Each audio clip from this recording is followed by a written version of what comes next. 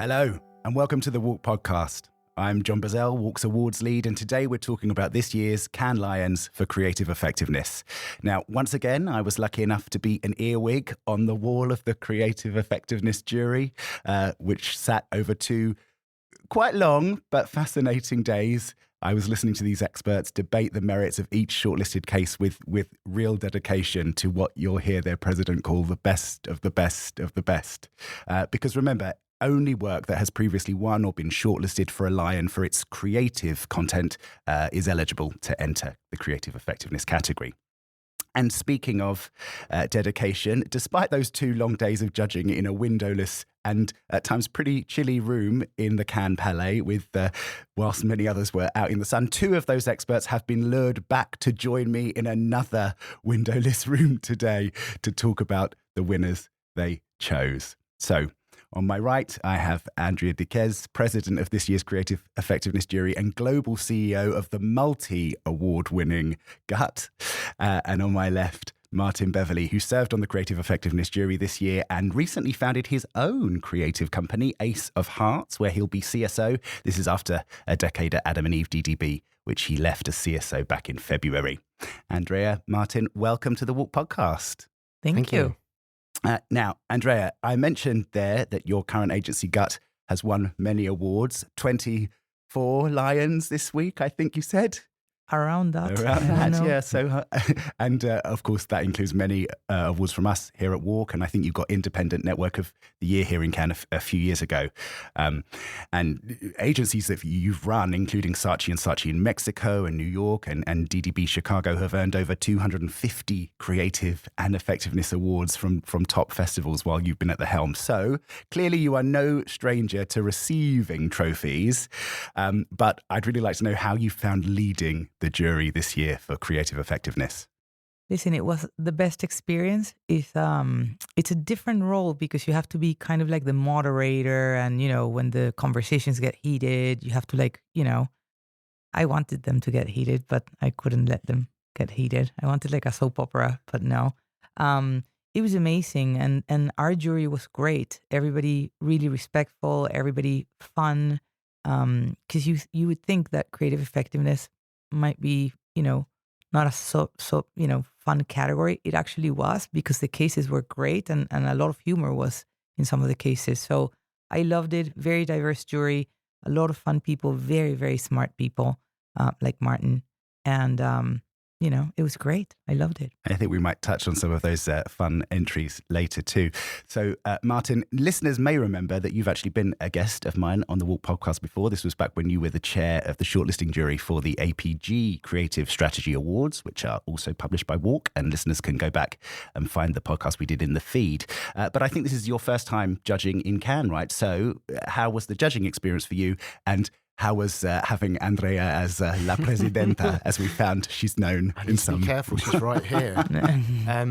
Well, Andrea was wonderful to work with. She just has this kind of calm authenticity, and anytime people just very slightly kind of got out of line or started getting a bit heated, she just took the heat out. But also, I love the fact that she just cares so deeply about creative work, because it was the Creative Effectiveness Awards. We're at Cannes.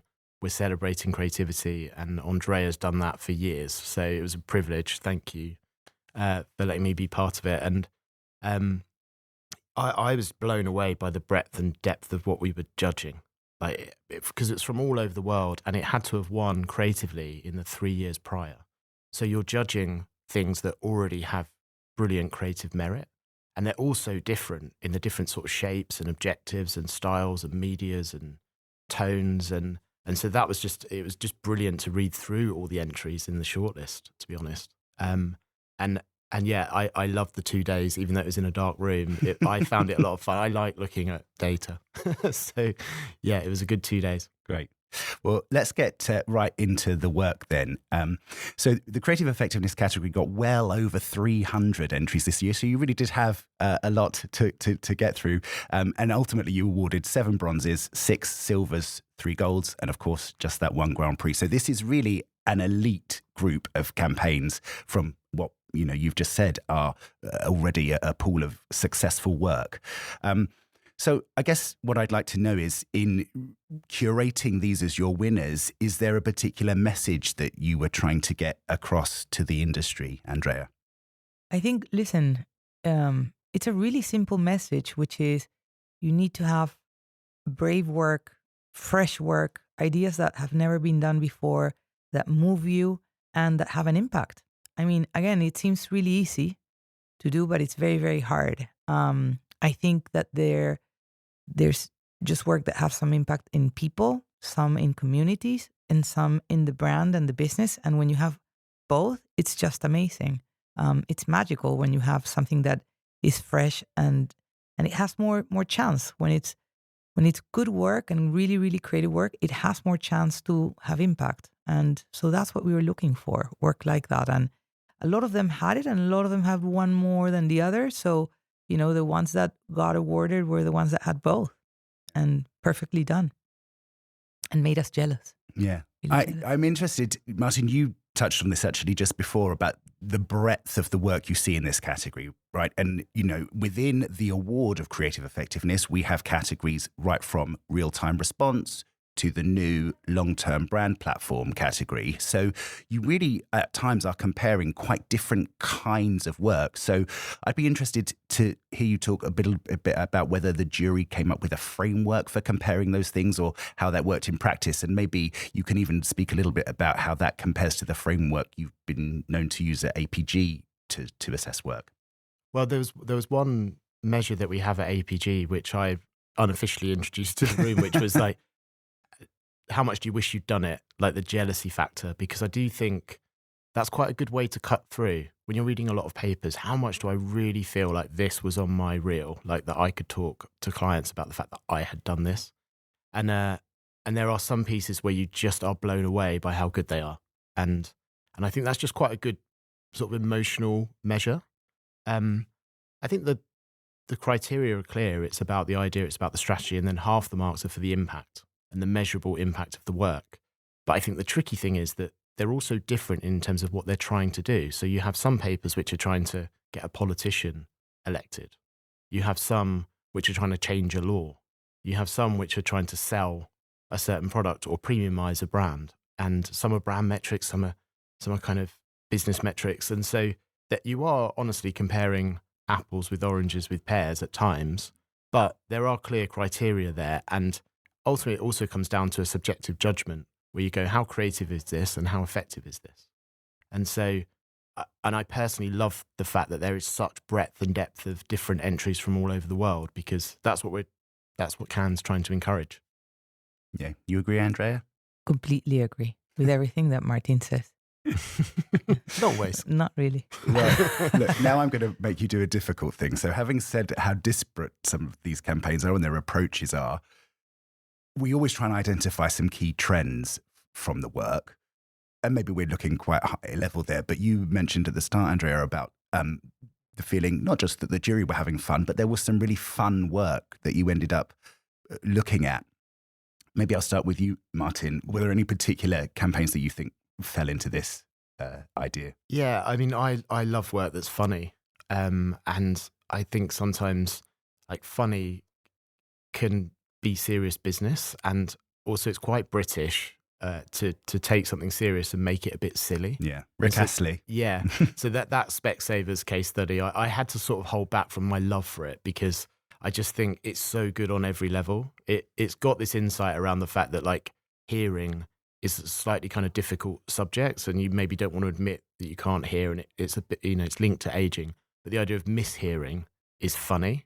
And then they create this song with Rick Astley, who's this like kind of icon in Britain, and he gets the words wrong. And it just went crazy in terms of the engagement levels and the fame and the number of people applying for hearing tests. And I just thought, I thought that was brilliant on every level. I know it won a Grand Prix, I think 2 Grand Prix last year for its creativity, but it also had very strong effects in that category for them. So I love that paper. And yeah, there were a few that were kind of silly. And, it's nice sometimes to just have a little bit, like humor, like is another sort of emotion. It doesn't always have to be that you make people cry. Making people laugh is powerful too. Oh, completely. I think that this year we saw, we had a lot of humor in the category. The cats, the gravy cats. The gravy cats, the throwback deals from Samsung. I mean, it had a lot of funny in it, which I hope that continues, because I think as the world crisis goes like bigger and bigger and bigger, I mean, you're gonna have more serious stuff. But hopefully humor prevails, because it just, I think it's really hard to make people laugh. And when you do, they'll love you forever. I believe that. I think another theme touching on the world in crisis, I thought it was very interesting that within the categories within this award, the one that had the most winners in the end was the market disruption category. And I wonder if there's a theme here about how in a disrupted world, brands are having to become increasingly disruptive themselves to break through and connect. Do you think that stood out, and which campaigns might have highlighted that? Yeah, I mean, I think being disruptive is almost always a good strategy, because most work is not noticed. It's definitely not remembered. And this is showing that I'm a bit of an ad nerd, but there was an agency in the UK called HHCL back in the 90s, and they were like the hottest agency around. And what their planners used to do, apparently, was paint a picture of the category and all of the tropes and all of the kind of way it behaved, to then say, we're going to do the opposite of that. And there are some examples of that in some of the work, and there are some examples of them almost subverting or honestly taking the piss out of the category they're in, like Michael CeraVe. Oh, yeah. Like, it's supposed to be in the kind of dermatological, pharmaceutical space, Yeah. and they totally play off that in a funny way to sort of reposition themselves. Another one that I loved was the Hertog-Jan paper, just because what they've done very cleverly, in my opinion, is they've positioned themselves, but in doing so, repositioned Heineken. They've positioned themselves as the older one that you're supposed to kind of let age, that's got greater depth and flavour and character, and in doing so made Heineken look kind of boring and just in the moment and generic. And that they have an incredible chart at the end of the paper where they show the market share at the expense of Heineken, and it's by disrupting the category and doing something different and being really challenging. So I think that there are a few of the few papers that do that really well. Well, we love a killer chart at WARC, so I'm sure readers will jump straight on that. And disruption is always a good strategy, unless you are a judge on one of Andrea's juries, perhaps. So let's get into the Grand Prix, Andrea. I'm going to come to you now. Why did this rise to the top in the end? Really, what made it stand out for you? We talked about it as how bold it is for a client to say, I'm going to commit to this idea, and I'm going to do it for the long term, and I'm going to commit to being creative each and every time with 7 million different pieces of content, right? You have stills, you have, films, you have music, you have everything in kind of like their work. They had, 10 films, some were 10 minutes, some were 5 minutes, and I enjoyed every one of them as much as I did when they came out, right, in the last 10 years. I think that as we talked about it, there's a timeless part of the brand and what the brand stands for, and there's a timely in culture thing that they do really, really well, and they did both perfect. And it's hard to do both. Sometimes some brands do one, some brands only do the other one, and it's just amazing work. You don't see the phone; it makes you feel. The technology is there, but you don't feel it. They don't explain it to you, and so it was. It's very hard to compete against a case like that. I loved it from the first time it was in the shortlist. I was like, this is gonna rise to the top. And the thing I heard multiple people say, and you said it yourself here in the inside the jury room session, what's so clever about this is that it's a global idea for the brand, but it gets locally activated in ways that are relevant to whichever culture it's in, and it's sort of ultimately adaptable wherever it goes, right? Yeah. I imagine it hits the perfect sweet spot for a global campaign, in that the local teams can make it their own, but it's the same platform. Whereas we've all worked on things where the global team almost says, this is what you guys are doing, and everyone kind of hates it. Or local teams are all doing their own thing and it's too disparate. Whereas I imagine that just hits the sweet spot because each can make it their own because it's always through the same lens of the iPhone. And, you know, like we talked about the jealousy factor, that Apple work over the last decade sets a very high bar. Like you go through and it's almost every year they've won creatively. And I personally really like the fact that it's a long-term platform. And I think we need more of those. And I went to a talk earlier this week from Andrew Tyndall, Les Burnett and Sarah Carter, and they were talking about compound creativity. And Sarah gave some really interesting examples of artists like Monet and Warhol and how they actually created repetition. Like also talks about The Simpsons, 780 episodes, and they're very similar, but brilliantly different at the same time. And I think that's what the Apple case study does. It's sort of got better with time and it's created a compound effect because you begin to recognize it. It's also strategically smart. It's based on something that people care about when it comes to their phone. And the product is just, it's there. So, it felt like a standout case study. From the beginning, there was almost no debate that it should keep going through. Yeah, that compound creativity pays off in this creative effectiveness category time and time again, because of course we've seen Dove has done very well here. It won the creative strategy Grand Prix. Yeah, Dove is similar in that it's got that's been going 21 years, I think, that platform. And, you know, over time it builds. And for me as well, Apple is the epitome of creative effectiveness. It's a brand that has hung its hat on creativity and being for creative people. And that has made it extremely profitable. So beyond even the campaign, the brand like really stands for creative effectiveness. Love it. Well, I also love this idea you have about feeling jealous of work, and that's the kind of, that response is what makes you know, I think this is going to be a winner. So I'm going to bring us back to end on that.